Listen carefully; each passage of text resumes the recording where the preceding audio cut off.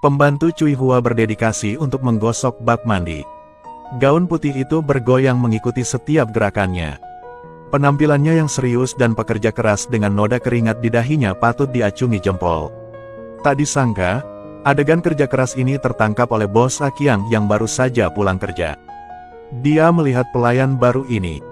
Melihat Cui Hua itu terasa agak canggung. Dan istrinya yang sedang hamil, Azen, masih sibuk merias wajah. Tidak peduli dengan segalanya. Cui Hua mengira Akiang akan menggunakan kamar mandi, jadi dia segera membersihkan semuanya. Kemudian dia mengambil sepatunya dan dengan malu-malu keluar dari kamar. Hanya Cui Hua yang tidak mengetahui hal itu sejak Akiang memandangnya. Hidupnya telah berubah secara radikal.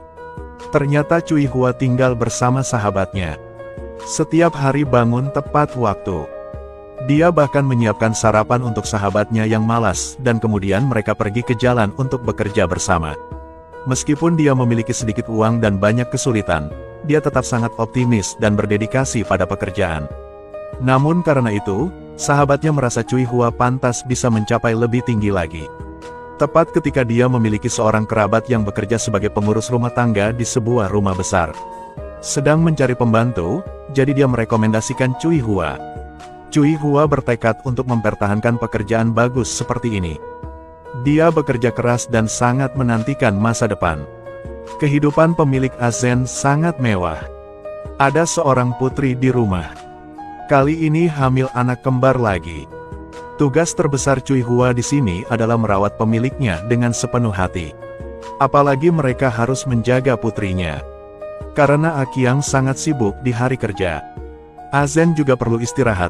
Jadi setiap hari selain membersihkan rumah, Cui Hua juga bermain dengan putri sulungnya. Ceritakan sebuah kisah kepada bayi ini.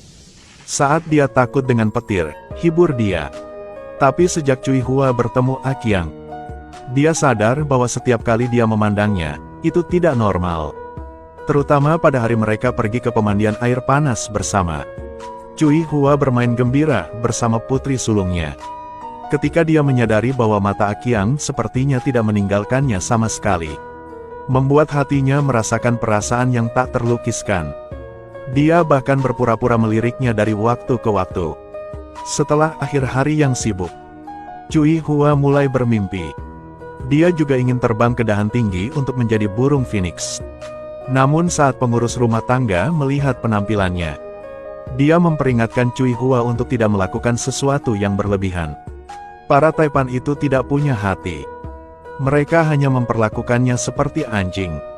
Cui Hua menganggap itu tidak benar. Jadi malam itu, ketika dia sedang istirahat, Akiang masuk dan menyuruhnya untuk tidak berbicara. Cui Hua juga tidak menolak. Namun memang kali ini dia diberi pelajaran oleh Akiang. Dia hampir dipukuli sehingga dia tidak bisa bangun dari tempat tidur. Tapi Cui Hua berkata selama dia diam, dia akan bisa menyentuh masa depan yang baik. Maka sejak saat itu dia memilih untuk diam. Setiap kali mendapat pukulan balik, akan mendapat permen. Dia merasa berada di tempat yang berbeda. Tapi Cui Hua tidak mengetahui bahwa dia hanyalah seorang pembantu yang merawat ibu hamil Azen. Hanya barang pengganti. Jadi ketika semuanya sudah tenang, Cui Hua mulai bermimpi bahwa dia juga bisa hidup mewah. Saat Akiang memberinya cek lagi, Cui Hua menyadari bahwa semuanya hanyalah mimpi. Tapi dia tetap tidak mau menyerah.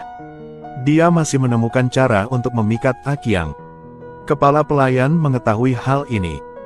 Dia khawatir setelah sesuatu terjadi, dia akan terjerat karena dia sendiri yang merekomendasikan Cui Hua. Jadi pengurus rumah tangga menceritakan hal ini kepada Ibu Azen untuk mencari solusinya. Wanita itu terlihat baik. Tetapi untuk menghilangkan potensi bahaya ini, dia menggunakan alasan untuk mengunjungi putrinya dan kemudian mencari kesempatan untuk mengangkat tangannya untuk mendorong Cui Hua yang berdiri di tangga.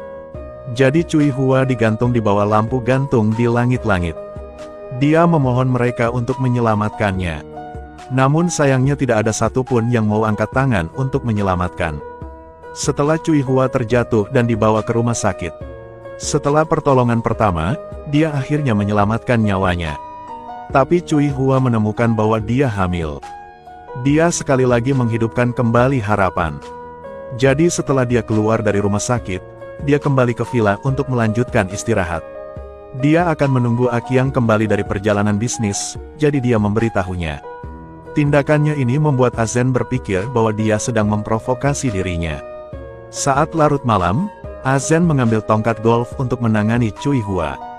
Tapi dilihat oleh kepala pelayan.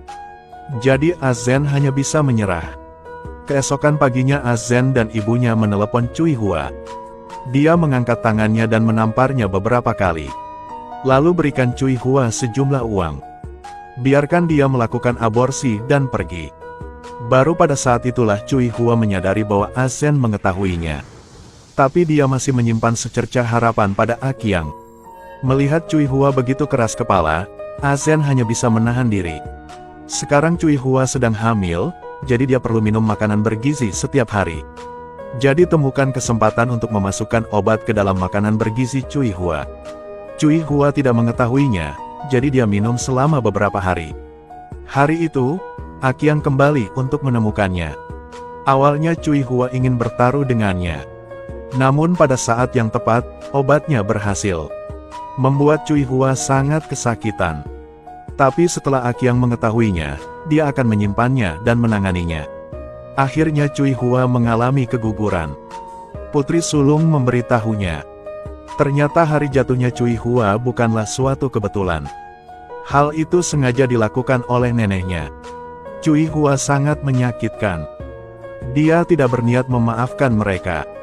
Akhirnya, begitu Azen melahirkan anak kembar. Saat semua orang dengan gembira duduk di ruang tamu, Cui Hua bunuh diri tepat di depan mereka. Dia ingin orang-orang di sana mengingat semua hal yang dia alami. Namun tidak lama kemudian mereka berpindah tempat lagi. Menyelenggarakan pesta ulang tahun untuk putri sulungnya. Tenang seolah tidak pernah terjadi apa-apa.